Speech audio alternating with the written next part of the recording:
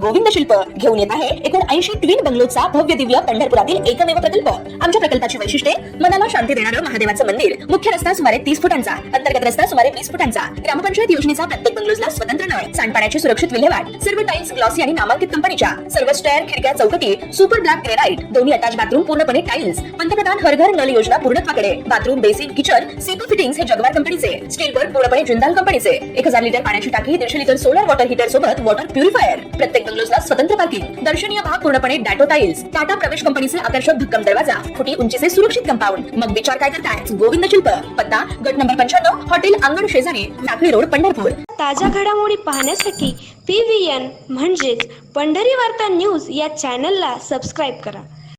पंढरपूर शहरातील नगरपालिका जलतरण तलावात पोहताना एका 21 वर्षीय युवकाचा दुर्दैवी मृत्यू झाला आहे। नरपत सिंग वय वर्ष 21, राहणार असलाई, जिल्हा जोधपूर, राजस्थान असे या युवकाचे नाव आहे। काही महिन्यापूर्वी देखील याच जलतरण तलावात अशाच प्रकारची दुर्दैवी घटना घडली होती। त्यानंतर पंढरपूर शहर पोलीस ठाण्यात गुन्हाही दाखल करण्यात आला होता। सदर जलतरण तलाव पंढरपूर नगरपालिकेकडून एका ठेकेदारास संचालनासाठी दिला आहे।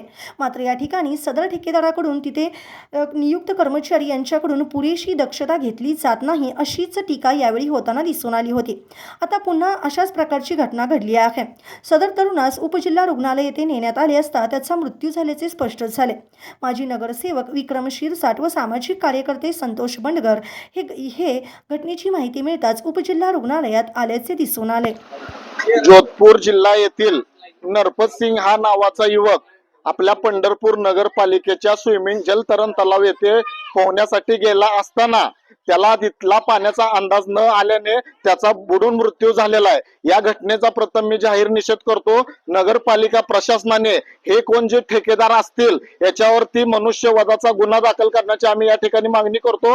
त्या ठिकाणी सुरक्षा रक्षक होते का, त्यांच्याकडे लाईफ जॅकेट होते का, असे तिथले CCTV फुटेज तपासून ह्या ठेकेदार असतील ठेकेदारावर योग्य ती कारवाई व्हावी, मनुष्यवधाचा गुन्हा दाखल व्हावा। जर मनुष्यवधाचा गुन्हा जर दाखल नाही झाला तर आम्हाला नगरपालिका प्रशासनाच्या विरोधात तीव्र आंदोलन छेडावे लागेल। आज पंढरपुरामध्ये नरपत सिंग नावाचा युवकाचा मृत्यू झालेला आहे। जोधपूरचे आहेत ते, आणि याच्या आधी 6 महिन्याखाली अशीच घटना घडली होती, तरी नगरपालिकेने गुन्हा दाखल केल्यानंतर त्याच्यावर काही कारवाई झाली। जो ठेकेदार आहे त्याच्यावर गुन्हा दाखल झाला, पण त्यावर कठोरच्या कठोर कारवाई झाली पाहिजेत। अन्यथा आम्ही उग्र आंदोलन व आमरण उपोषणास नगरपालिकेसमोर बसणार आहोत। जो ठेकेदार आहे ह्याच्या मागे कोणी असो, त्याचं काही न करता ह्या मृताला न्याय मिळालाच पाहिजेत। यासाठी आम्ही नगरपालिकेच्या विरोधात ठामपणे आंदोलन करणार आहोत।